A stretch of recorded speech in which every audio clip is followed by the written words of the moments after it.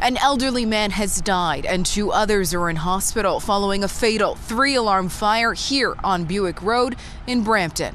On arrival, we had reports of patients trapped, or occupants trapped on the second floor and possibly in the basement as well. Brampton Fire Chief Nick Ruler says they got the call for a house fire in the area of Mississauga Road and Buick Boulevard just after 7:30 Saturday morning. Officials say they believe 8 people live in this multi-generational family home.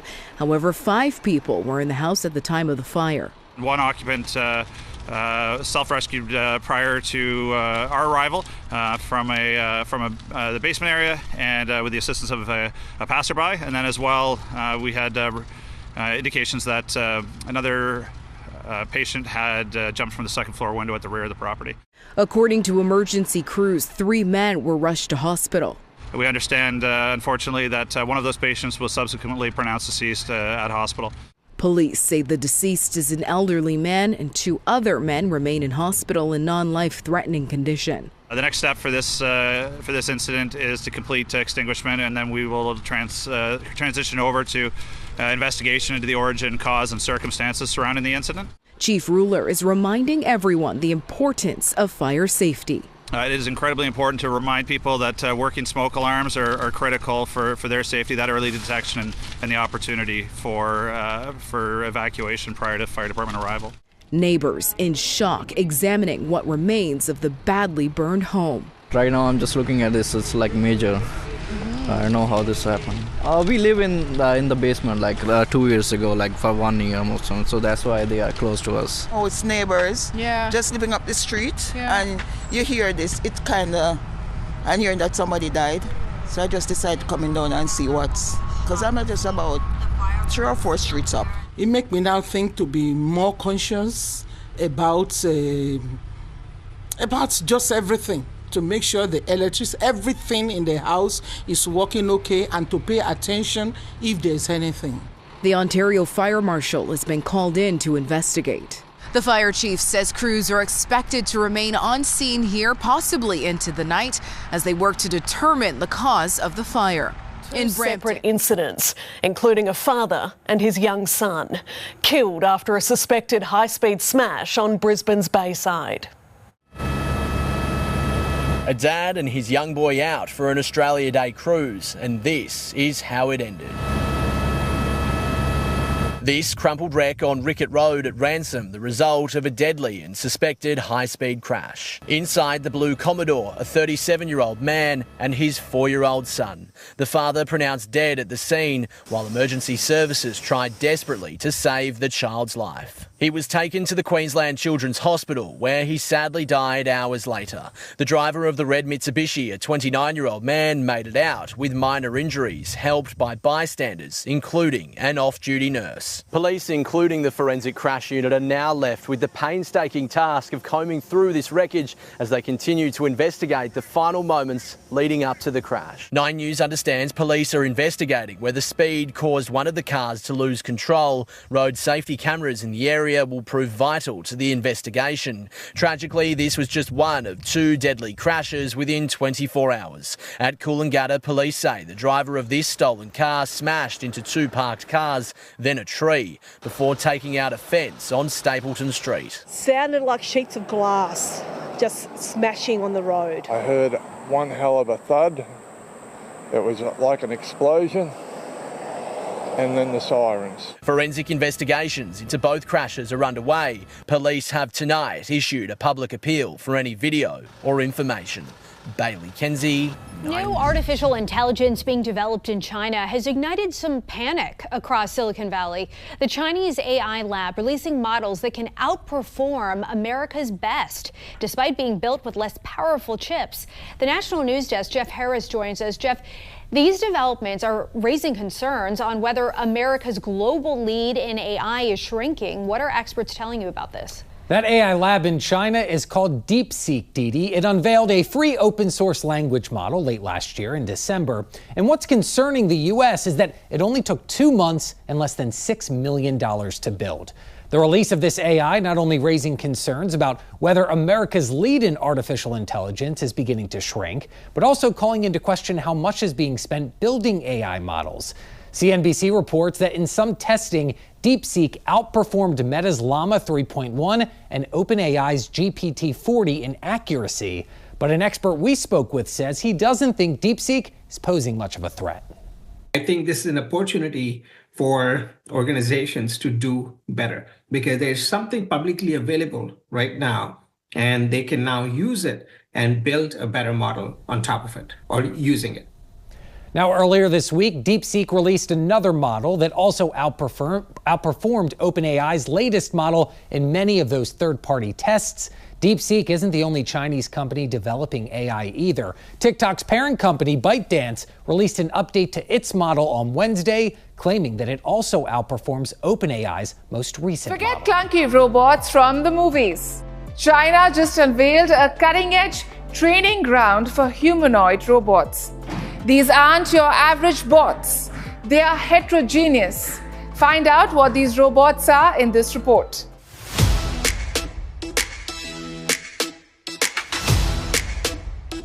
If you thought robots were all about clunky movements and stiff handshakes, think again.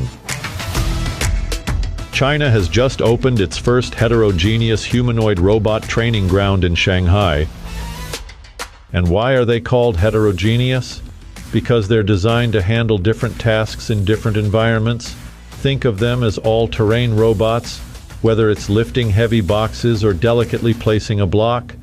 You can see many optical capture systems above the training ground. They can complete comprehensive movement data collection, focusing on walking and full body dynamics. Our platform currently supports humanoid robots from 0.2 meters to 1.8 meters. From delicate hand movements to learning how to interact with humans. These robots are gearing up to handle tasks with finesse. That's not all. This training ground churns out a jaw-dropping 30,000 to 50,000 pieces of data every single day. Think of it as a robot boot camp, but instead of running laps, these bots are mastering autonomous visual inspections and even tool handling. Our plan follows a 1 + N + 6 model. 1 represents our current Shanghai training ground. These models can be replicated across the country through N sub-training grounds for X application scenarios. Large-scale applications should emerge in 3 to 5 years. So, from Shanghai to the world, these humanoid robots are prepping for big things. And right here in the good old USA, already Americans economic, you can see this, I think, maybe even in your wonderful, wonderful room that you're all gathered together. So many of my friends, but Americans, the economic confidence is soaring like we haven't seen in many, many decades, maybe not at all. Upon my election, it was just announced that small business optimism skyrocketed by 41 points in a single month. That's the highest ever. There's never been anything like that. SoftBank has announced between a $100 and $200 billion investment in the U.S. economy because of the election result. And just 2 days ago, Oracle, SoftBank, and OpenAI announced a $500 billion investment in AI infrastructure. Other companies likewise have announced billions and billions and billions, adding up to trillions of investment in America, in the United States. And it's also reported today in the papers that Saudi Arabia will be investing at least $600 billion in America. But I'll be asking the Crown Prince, who's a fantastic guy, to round it out to around $1 trillion. I think they'll do that because we've been very good to them. And I'm also going to ask Saudi Arabia and OPEC to bring down the cost of oil. You got to bring it down, which, frankly, I'm surprised they didn't do before the election. That didn't show a lot of love by them not doing it. I was a little surprised by that. If the price came down, the Russia-Ukraine war would end immediately. Right now, the price is high enough that war will continue. You got to bring down the oil price. You got to end that war. They should have done it long ago. They're very responsible, actually, to a certain extent for what's taking place. Millions of lives are being lost. With oil prices going down, I'll demand that interest rates drop immediately, and likewise, they should be dropping all over the world. Interest rates should follow us. All over, the progress that you're seeing is happening because of our historic victory in a recent presidential election, one that has become quite well known throughout the world.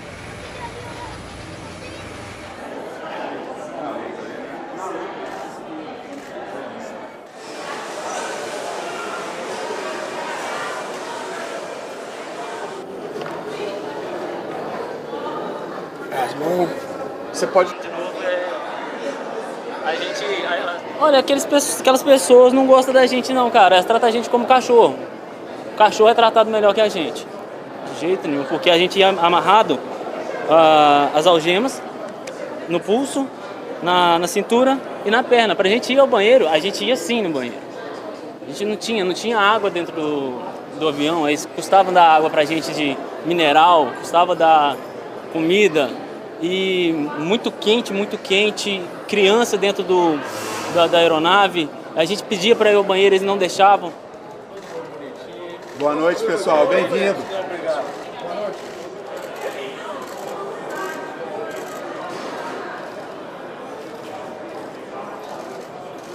As denúncias das pessoas que chegaram, elas são muito graves de violação. A gente tinha numa mesma aeronave famílias, crianças com autismo, com algum tipo de deficiência, que passaram por situações muito graves.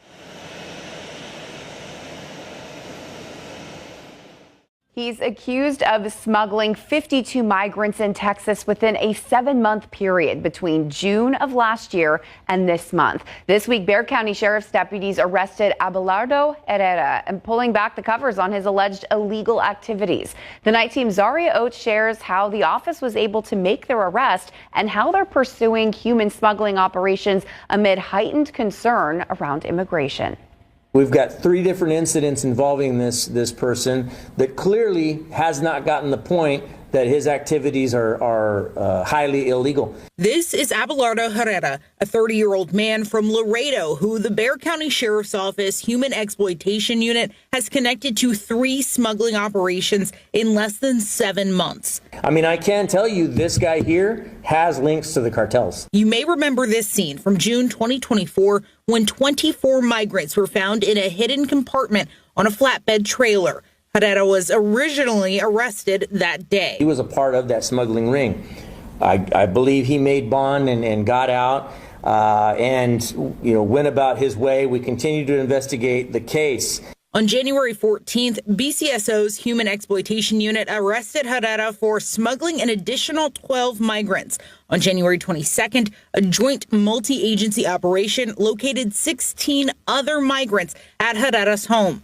It's unclear why he was not held in jail after the second smuggling attempt on the 14th, but BCSO believes Herrera is responsible for smuggling 52 people in total over the 3 separate smuggling operations. This guy just keeps resurfacing, but as far as the other ones go, I don't have any reason to believe that there's any ongoing threat to the community or anything like that.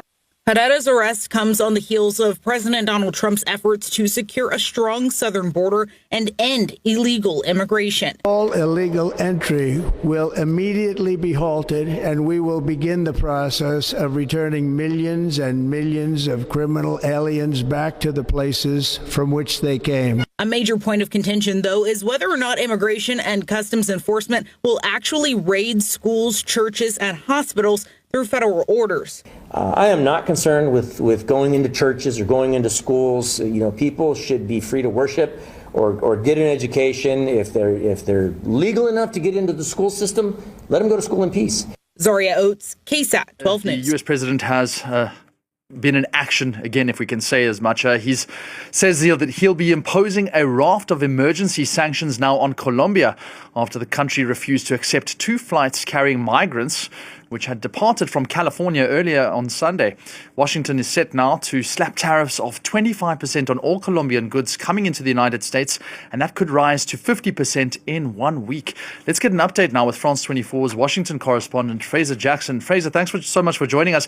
A heavy-handed response from Donald Trump, and almost immediately.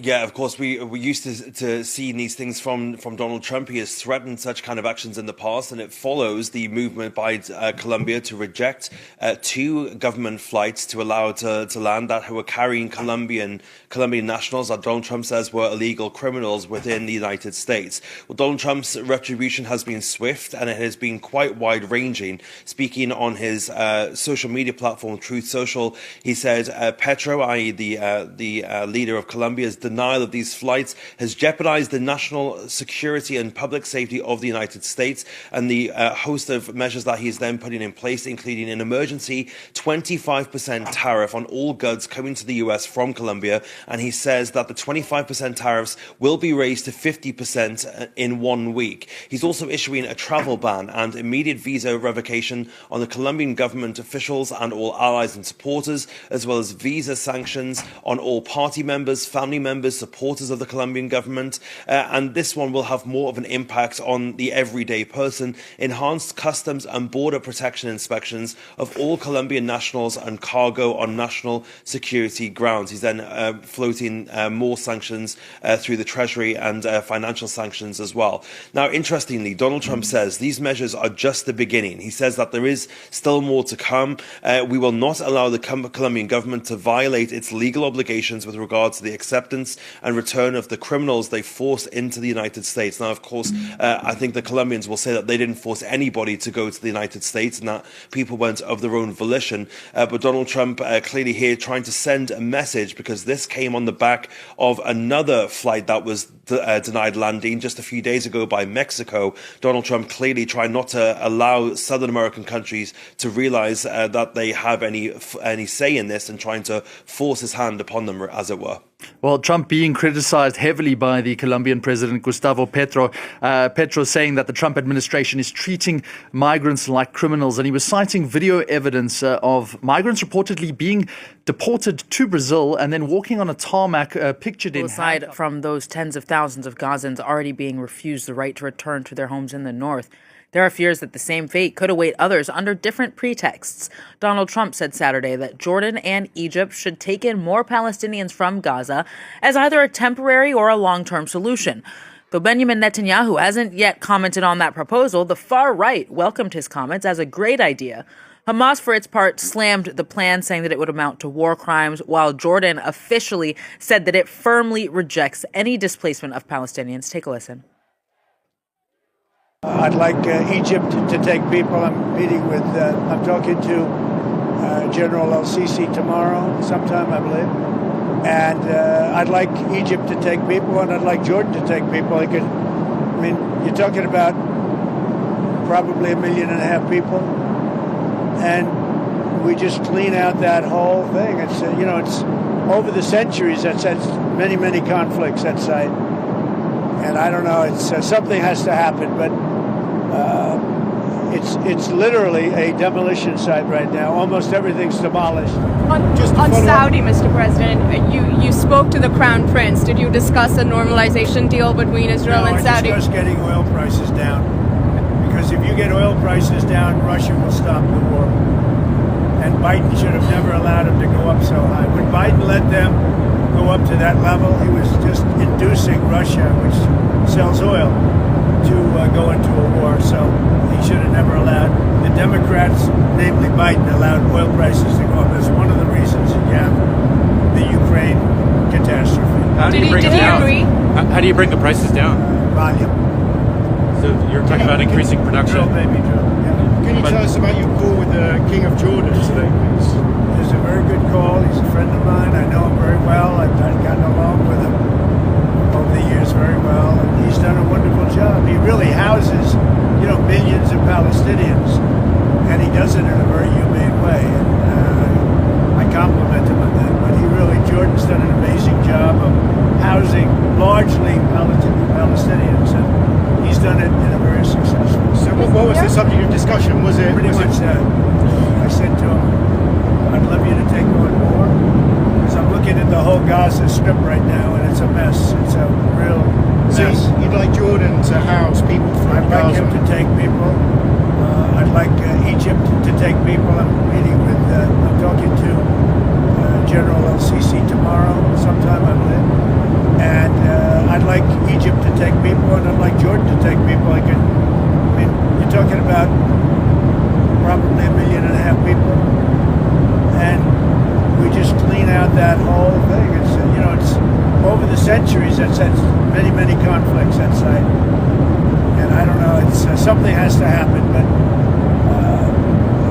it's literally a demolition site right now. Almost everything's demolished, and people are dying there. So I'd rather get involved with some of the Arab nations and build housing in a different location where they can maybe live in peace for a change. Temporarily, or would they It could be either. It could be temporarily, could be long term. Violence erupted in southern Lebanon on Sunday, on what was supposed to be the day that Israeli forces withdrew from the region. Even if you do not let us, we will enter. We're entering with our children against everyone's will. In these scenes, hundreds of displaced people can be seen gathering on the outskirts of their village, hoping to return home. Minutes after running past Lebanese border forces, locals were seen running back, carrying people injured by Israeli fire. Lebanon's health ministry has confirmed several people were killed and dozens wounded by Israeli troops. Do not tell us what we are doing is wrong. We have been waiting for more than a year to be able to enter. Despite Sunday's deadline, Israeli troops have remained in southern Lebanon. Israel says the ceasefire deal with Hezbollah has not been fully respected. Following the attacks, the Israeli Defense Forces issued a statement urging patience from residents and reiterating that Hezbollah will not be allowed to return to the region. We ask you to remain patient and not allow Hezbollah to return and exploit you in a desperate attempt to cover up the devastating consequences of its irresponsible decision at the expense of the security of the Lebanese state. The deal had come into effect on the 27th of November 2024 and stipulated that the Lebanese army was to deploy alongside United Nations peacekeepers in the south as the Israeli army withdrew over a 60-day period. The ceasefire was brokered by France and the United States and had ended more than a year of fighting between Hezbollah and Israel. Around 4,000 Lebanese people were killed in the conflict and more than 1.2 million residents were displaced from their homes. Around 70 people were killed in an attack on a hospital in Sudan's city of Al-Fasher, the World Health Organization reported on Sunday. The attack targeted the Saudi teaching maternal hospital, which local officials blame on the rebel group, the Rapid Support Forces. This incident comes as the civil war in Sudan intensifies, with the RSF suffering apparent losses to Sudanese military forces. On Saturday, Army Chief General Abdel Fattah Burhan appeared near a burning oil refinery north of Khartoum, which his forces claim to have seized from the RSF. Saudi Arabia condemned the attack, calling it a violation of international law. Meanwhile, neighbouring South Sudan has suspended access to social media platforms for at least 30 days due to the circulation of videos showing alleged killings of South Sudanese nationals in Sudan. This decision aims to prevent further violence and unrest within South Sudan.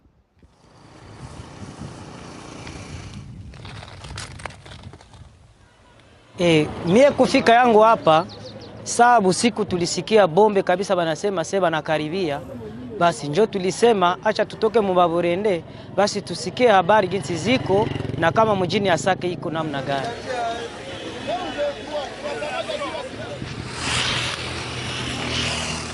Wazere mabombe ziko nalia na mpaka saa hii bombe ziko nalia ovyo ovyo sana. Sisi population tusha shangala na tusha ogopa, tunakosa kama tutakimbilia wapi na hakuna kwa kukimbilia. Ndio tuko naomba gouvernement ifae ma disposition zake zote, itoshe basoda benye biko muvile waende kumalini de front juba tusaidie kutosha baadui. Na tuko na shiko na boga sana. Na tunaona basoda na bazalendo bako na bablese bako natoka kule. Alors tunapenda gouvernement ikamate basoda yote ebabebe ku ligne de front juu na sie tupate amani, tuangalie gisi na sie tutaikala na kimya.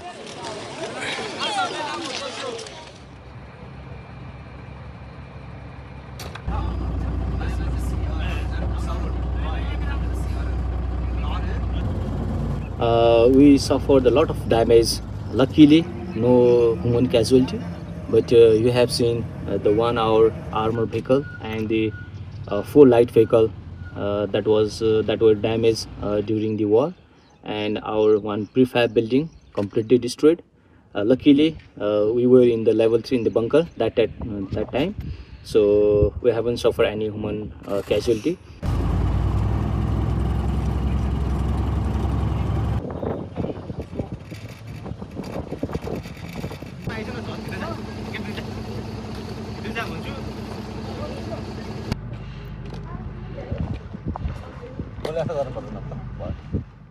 We are following breaking news at this hour here on Live Now from Fox. You're taking a live look at the White House as we have learned that President Trump is now ordering action to be taken against the country of Colombia, saying, quote, "I was just informed that 2 repatriation flights from the United States with a large number of illegal criminals were not allowed to land in Colombia. This order was given by Colombia's socialist president, who is already very unpopular amongst his people. His denial of these flights has jeopardized the national security and public safety of the United States. So I have directed my administration to immediately take the following urgent and decisive retaliatory measures." And he also just shared that information in a social media post. Some of those measures include an emergency 25% tariffs on all goods coming into the United States. In 1 week, the 25% tariffs will be raised to 50%. Also issuing a travel ban and immediate visa revocations on the Colombian government officials and all allies and supporters. Visa sanctions on all party members, family members, and supporters of the Colombian government, enhanced customs and border protection inspections of all Colombian nationals, and cargo on national security grounds, treasury, banking, and financial sanctions to be fully imposed. President Trump saying, quote, "These measures are just the beginning. We will not allow the Colombian government to violate its legal obligations with regard to the acceptance and return of the criminals they forced into the United States." This is a look right here of the social media post that he just issued there on Truth Social. That's on the left-hand side of your screen. On the right-hand side of your screen, that is a social media post by a Fox News journalist, Bill Melugin. As we continue to follow this breaking news, as we have learned that President Trump now ordering action to be taken against Colombia after 2 flights from the United States with a large number of illegal criminals were not allowed to land in Colombia. President Trump saying that the order was given by Colombia's president, and his denial of these flights, President Trump writes, quote, "has jeopardized the national security and public safety of the United States, and therefore he has ordered his administration to take a number of retaliatory measures, including emergency tariffs, a travel ban, revoking visas, sanctions, and also financial sanctions as well." U.S. President Donald Trump has approved the supply of 2,000-pound MK-84 bombs to Israel. The White House has told the U.S. Department of Defense to lift the embargo imposed by former President Joe Biden of the supply of these bombs. Pentagon has informed Israel on the supply of the 2,000-pound bombs on Friday. Around 1,800 MK-84 bombs will be delivered to Israel on a ship in the coming days. In a video message released on social media, Israeli Prime Minister thanked Donald Trump for giving Israel tools to confront common enemies. Thank you, President Trump, for keeping your promise to give Israel the tools it needs to defend itself, to confront our common enemies, and to secure a future of peace and prosperity. The MK-84 is a free-fall, non-guided 2,000-pound bomb used to destroy large areas with the maximum explosive effect. The shells of these missiles are relatively light and about 45% of their complete weight is explosive. Unlike conventional missiles, the Mk-84 deploys a balut airbag, which is a combination of a balloon and a parachute that allows the aircraft to deploy the bomb at lower altitudes, while enabling the pilot to quickly escape the effects of the blast. The Mk-84 was used extensively during Operation Desert Storm in the Gulf War. The bombs were used against a wide variety of targets, including artillery, bunkers, surface-to-air missile sites, and early warning radars. The 2,000-pound bombs were in the center of a controversy after the Biden administration halted its supply to Israel in May 2024. Israel had used these bombs to destroy several parts of Gaza. The former President Joe Biden raised concerns of Israel using Mk-84s in a heavily populated area. In June 2024, Israeli Prime Minister Benjamin Netanyahu berated then U.S. President Joe Biden for holding the supply of the Mk-84 bombs. I said it's inconceivable that in the past few months, the administration has been withholding weapons and ammunition to Israel. Israel, America's closest ally, fighting for its life, fighting against Iran and our other common enemies. Secretary Blinken assured me that the administration is working day and night to remove these bottlenecks. I certainly hope that's the case. It should be the case. In response to this, Biden administration said that only one shipment of munitions was paused, while there were no other pauses on the rest.